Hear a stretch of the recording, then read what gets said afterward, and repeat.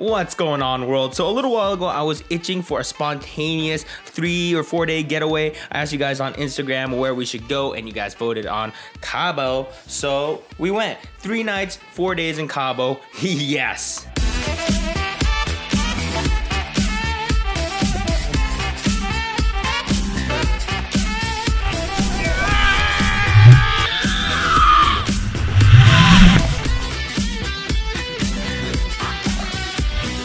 And we did it on a pretty good budget, so I'm gonna give you guys some tips on what to do, what not to do, and how to do it on the cheap. First of all, my favorite thing about Cabo San Lucas is that it's a really good balance between a touristy place and also have some local vibes to it. Like, you could take your whole family and kids to a nice resort and have like the luxury experience. And then you walk about 10-15 minutes from there, and then all of a sudden everyone stops speaking perfect English, and you can get the most authentic churros you've ever had. Oh, they're so good. It's also a very walkable city, which I'm a huge fan of, unlike Cancun. I mean, Cancun is absolutely stunningly beautiful, but Cancun is definitely a whole nother level of touristy, and you can't really get too far on a super tight budget over there. We spent a pretty penny on that trip. I live in Los Angeles, and it's only a 2.5 hour flight from here, which makes me wonder, why have I not been before? Now, I'm personally a huge fan of taking a lot of short little trips, a few days here, a few days there, and that can get a little bit expensive, which is why I always try to do everything on the cheap. Because with the nature of my work, if I were to say I'm gonna take 3 weeks off, they would probably knife me. Now, before this video becomes a 25-minute video, let's just jump right into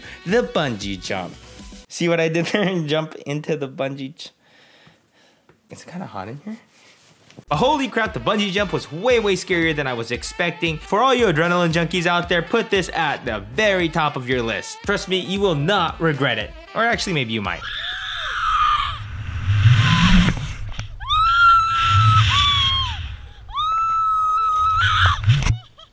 Now, I've been skydiving 3 times before, so I thought I was prepared for this. I was not. Oh my God! Whoa! Jesus! Woo-hoo-hoo-hoo! Oh my God! Terrifying! Oh my God! So how much would this gnarly experience cost you? Well, normally $110, but if you're a girl and you're willing to do it naked, then it's free. For the rest of us, our best odds are usually walking around downtown and talking to people. We ended up at this place, Wild Canyon TripAdvisor in downtown Cabo. We talked to them and they said if we're willing to attend a 75-minute presentation, that we can pick 2 activities to do for free. So we ended up getting our... I need to clean my nails. Oh my God. So we ended up getting our bungee jumping passes and a glass bottom boat ride for $0. To attend these, you're supposed to be over 30 years old and have a debit card. We're not quite there yet. Mika's 28, I'm 29, and they still let us do it as long as we had 2 major credit cards each. Any Visa or MasterCard, they're just basically trying to figure out if you're a good person for them to try to sell to. I don't know why I'm doing this. I'm like... If you're 27 or younger, you might just be out of luck, so come back in a couple years or 10 years, or I don't know how old you guys are. Some of you might be like 4 years old and be like, damn, I have to wait 24 years. So when you show up, they give you a free breakfast, give you a tour of the resort, and a little bit of champagne to butter you up, and then they throw their sales pitch at you. But they're not aggressive at all. I've heard some timeshare horror stories where they're super aggressive and rude, but these people were very chill. So yeah, if you're not interested, just go enjoy the free breakfast, say no, and after 75 minutes, you are free to leave with your passes. So now we have the free passes. We did the bungee jump first. So it's about a 30-minute shuttle ride from downtown, and it takes you to Wild Canyon. There's a couple different things to do there, but there is a $15 park entrance fee per person. Once you're in, you could take a look at their miniature zoo. You could cross their giant suspension bridge. And there's other activities you can pay to do while you're there, like ATV rides or camels or other stuff. If you bring your own camera, you just have to pay $10 to bring it on. Make sure you put it on the wide setting. Put it on a stick, probably about like this long, and hold it at the tip, and also put a leash around it just in case you drop it. I'm an idiot and I forgot mine, so we ended up paying the $57 to rent one, and they give you the USB stick at the end so you can take it back with you. Now, you would think for a $57 GoPro rental, they would give you the hottest GoPro out there, but they give me like a GoPro Hero 3 Silver or something like that. Ooh, they couldn't give me the 6 with the much better image processing, the 4K 60 frames per second, the better sound quality, the image stabilization. I mean, come on, guys. But at least they let you use a GoPro for multiple multiple people. So if you're there with like a group of 5 people, it's not that much per person. And there's also a photographer on the side that takes your photos as you jump, and afterwards, if you like the photos, you can buy them for $35 per person if you like. Pretty pricey, but you gotta admit, it makes a pretty good Tinder profile picture. Let's see if this photo will help me get more matches on Tinder, huh? Right. Still no matches. This app is stupid. When I first heard a glass bottom boat, I was expecting like the whole ground to be glass, like kind of one of those things you see on Instagram. Ends up being just like a little window in the middle of the boat, which is still kind of cool. If there's one thing that everybody does while they're in Cabo, it's probably this, and it's definitely well worth it. A little tour around, it's nice. It's a boat ride. Who doesn't love being on a boat? That's always nice. Like I mentioned, this is something that we got from the timeshare presentation for free, but if you were to pay full price, it's only about $15 US, so not bad. We also hiked Mount Palomar, which has epic views and it's free. You're supposed to take a certain route to get up there, but we kind of took a weird route that a local told us about and it was kind of sketchy, so I would suggest doing your homework. But regardless of which route you take, it's still free, so I definitely recommend doing it. Pretty short hike, but it does get a little bit strenuous, especially if it's a hot day and it gets a little bit steep, so just be mindful. So that's Divorce Beach down there. We're gonna try to see if we can hike down that way, find a path. Again, I don't totally recommend doing what we did and veering off the main trail. It did get a little bit sketchy on the way down, but it was beautiful. There were some spots over there that legitimately felt like a private beach. But interestingly, there's no swimming around there. There's actually limited beaches where you can swim in Cabo. So if you're looking to take a dip, make sure you look up where you're allowed to and not allowed to swim. We didn't get around to everything, but there's a lot of different activities you can also do, like jet skiing, snorkeling, scuba diving, fishing. If you're insanely baller, you can just have a huge party on your yacht on the beach all day. If I ever get on that level, I will for sure invite all of you guys to come party it up on my yacht with me, but that'll probably never happen because as soon as I start saving up a little bit of money, I'm like, oh, I could start investing some of this or saving for retirement, but this new camera just came out and whoops, I'm broke again. So we stayed in downtown Cabo San Lucas in this little area. Our Airbnb was nice. We stayed there for 3 nights. Our total was $156. We split it 2 ways, so about $78 per person. Now I love Airbnbs because that's how you can get some like crazy good deals, but not everyone's down for Airbnb. I mean, it's sometimes hit or miss, and some just prefer to travel with a little bit more luxury with your own pool with like a nice high floor view and all that stuff. If that sounds more like you, then remember that timeshare presentation Hotel Palomar or whatever. I told them about my YouTube channel and they said they're down to give you guys a little offer. Here it is. Hi guys, my name's Alexandria. We're here right now in beautiful Cabo San Lucas, Mexico. I have a really great deal for you guys. You can come stay here with us at Villa del Palomar in Cabo for, let's see, $299 for 3 nights, 4 days. In return for offering this really great deal, all you have to do is come and talk with me. We're gonna show you around the property and show you how to get really great deals on future vacations. But don't worry, if you don't like it, it's not high pressure. We'll make sure to take a no just as much as we take a yes. 1-800-676-9394 and make sure to say it is from GeneNagata. Come and do the tour and see the property to ask for me, Alexandria Henning. If you don't come and take the deal, at least come see Cabo, do some bungee jumping, some skydiving, some snorkeling, world's best golf. You'll love it.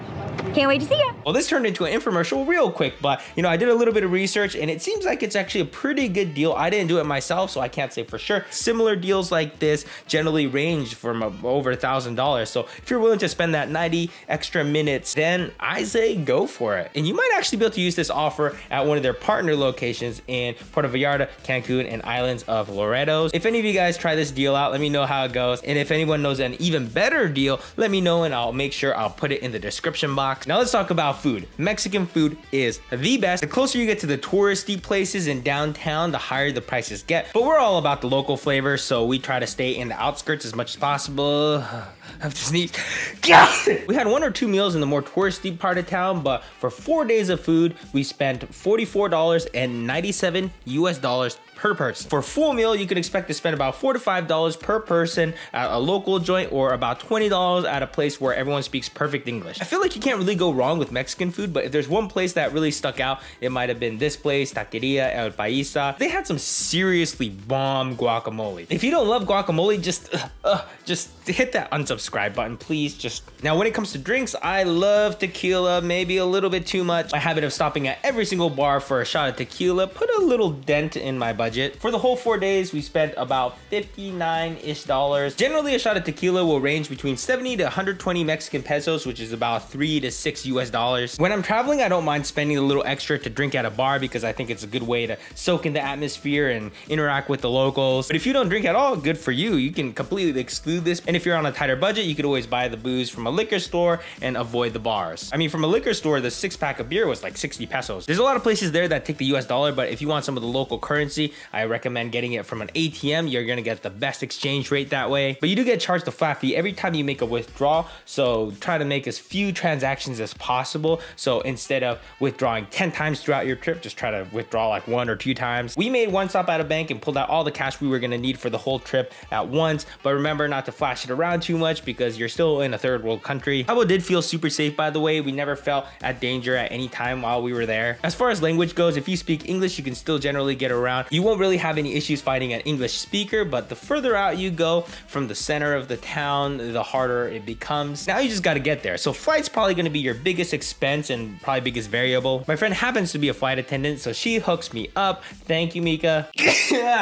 God, allergies. I even get to sometimes sit in first class, which is way more luxury than I am used to. But unless one of your besties works for an airline, you should be on the lookout for some deals. From Los Angeles, you can generally snag a flight just over $200. On the busier seasons, it's probably gonna be a little bit over $300. But even if you live all the way on the opposite side of the country in New York, you can still snag deals for under $300. During peak season, it's gonna be a little bit over $400. Now, once you get to the airport, it's still a little ways from Cabo San Lucas, so you have to hop on a bus or a shuttle. We took this bus, which is about $6 per person, but the only issue is that it takes lots of stops. So you're looking at about an hour-and-a-half ride. To get back to the airport, we wanted to expedite it a little bit, so we got a shuttle pass, which was $14 per person, which took us direct, and that was only about 40 minutes, so that was a little bit of a time saver. And to make sure all your friends back home are satisfied, I would stop by any store and pick up a batch of Mexican candy. You'll find all kinds of interesting snacks, like this Doritos, which has a packet of hot sauce inside it. A little weird, but add everything all up. This is per person. Final total is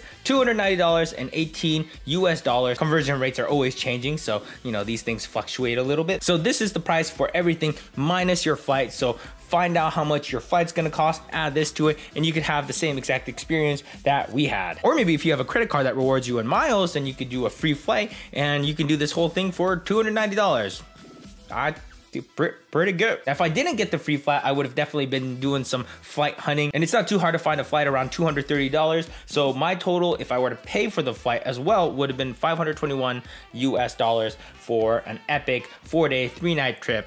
Totally worth it. So let's say you're too young to qualify for that timeshare presentation, or maybe you just don't want to sit through that 75 minutes, then everyone would have to pay for their own bungee and boat, which would bring it to about $420 plus your flight. Now, if you're a little bit stricter on the budget, definitely doable. I would have skipped the bars and just gotten like maybe a bottle of tequila and just sipped on that throughout the trip. For the bungee jumping, I probably wouldn't have gotten the GoPro rental or the photos. And for the transportation from the airport, I was just taking the local bus both ways. So yeah, if you get your flight there and you're pretty decent at staying on budget, realistically, you can get out of there with 160 bucks. Now, if you're looking for other things to do while you're there, I recommend checking out Romina's video, top 5 things to do in Cabo. I'll link it down there in the description. And as always, I'll pin the most useful comment down below. So if you have some insight, make sure to drop that comment. Oh yeah, and I'm also gonna be in Mexico City for a few days next week and Riga, Latvia for the first half of March. So if you guys have any travel tips for me, let me know. That's all I've got for you guys. Hope some of this was useful. Have fun when you go, have a mojito for me, and see you guys next time.